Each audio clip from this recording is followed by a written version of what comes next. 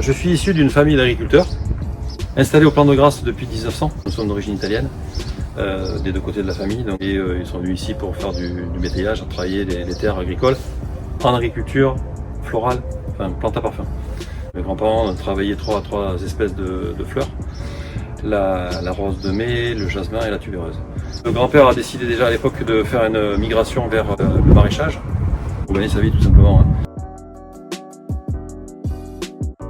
Et mon père est arrivé dans les années 59, il est devenu agriculteur par passion, parce que le fait qu'il n'ait pas été agriculteur à la base lui a peut-être permis de voir autre chose. Mon grand-père était en plein boom d'utilisation de produits chimiques en 56, c'était le miracle.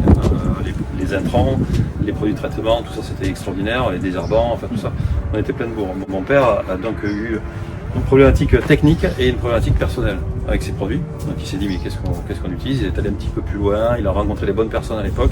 Et il a entamé en 1970 une conversion vers une agriculture, qu'on appelle aujourd'hui agriculture biologique. Il l'a fait par étapes, donc toute l'exploitation n'était pas en conversion. Depuis les années 80, il y a zéro insecticide, et zéro désherbant, zéro fongicide et zéro intrant chimique. On a donc continué à développer l'activité, à continuer à se moderniser en termes d'irrigation. On est passé très rapidement sur les intérieurs, donc les serres évidemment sur du goutte à goutte, et sur les extérieurs aussi, et sur de l'arrosage maîtrisé on va dire. On a été épaulé par une entreprise qui nous a aussi aidé à réguler nos arrosages, c'est-à-dire en fait avec des sondes pour savoir à peu près ce que nos plantes avaient besoin. Donc il va faire des fleurs, et une fois que les fleurs commencent à arriver, vous remettez l'arrosage doucement, vous faites pas. Donc là vous reprenez, et vous allez, donc le haricot va accrocher, donc la fleur va pas nébler comme on dit chez nous, enfin elle va pas mourir, elle va aller jusqu'au fruit, et là vous avez une récolte de haricots. De la même manière, le poireau a été stressé. Si vous vous souvenez de l'hiver on n'est pas sorti de l'hiver encore, mais bon, où on a eu des grosses quantités d'eau, plus rien. Ouais. Mais les à-coups d'arrosage nous amènent à ce genre de... Le produit est sensible, il est moins sensible, certains sont plus stables, celui-ci, une variété qui est moins stable à ça. Et donc, ça a monté en l'espace d'une semaine. Nous, ce qu'on essaie de voir aujourd'hui de plus en plus, c'est de rendre plus facile le travail à nos équipes. Après ça a des coûts énormes. Donc c'est pas gratuit, hein? Non. C'est pas gratuit du tout.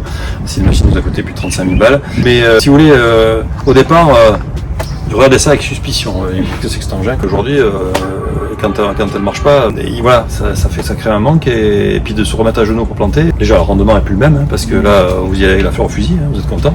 Bon, sauf quand il a plu. Voilà, après voilà, il a plu en extérieur. Sous serre, ça marche tout le temps.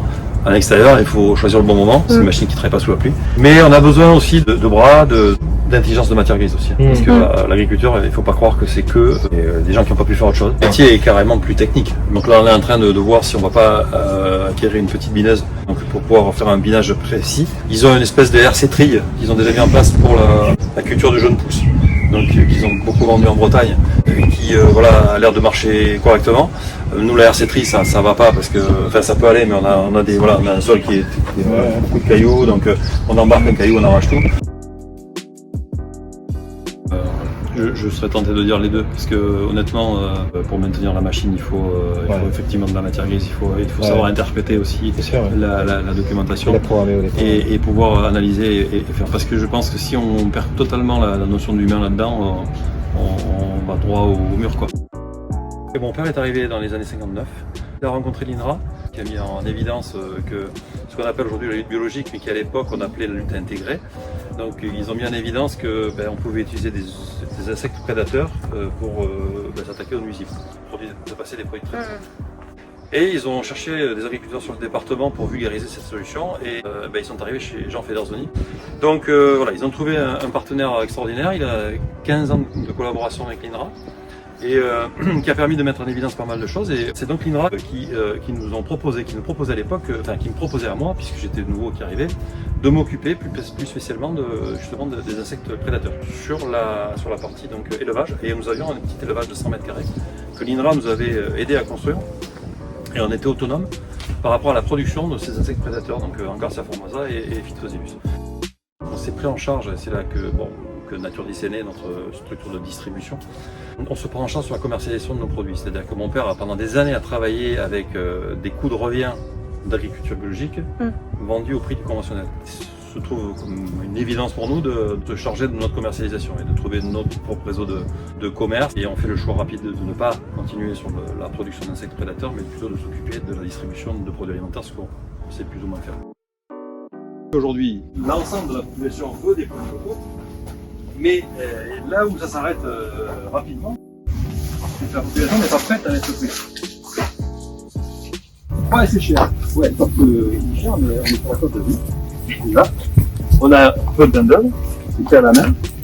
La main-d'œuvre, elle est payée comme les autres. Hein. En fait, c'est pas des sous-employés, c'est comme des employés normaux. Ceux qui sont rémunérés, qui sont des à payer comme tout le monde. Et in fine, le coût de production, il en découle, quoi.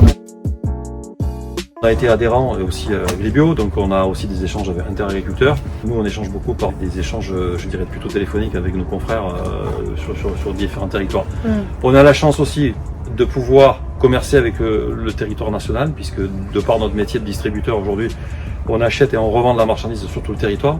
Donc on a aussi beaucoup de contacts avec les agriculteurs divers et variés, avec des problématiques différentes.